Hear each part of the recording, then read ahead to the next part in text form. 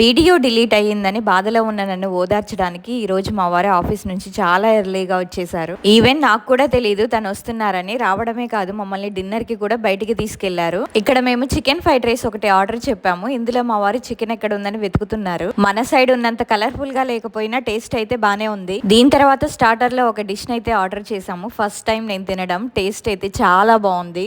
దీని పేరైతే నేను చెప్పను. ఇదేం కేరళ స్పెషల్ డిష్ ఏం కాదు, మన సైడ్ కూడా దొరుకుతుంది. సరదాగా గెస్ట్ చేయండి.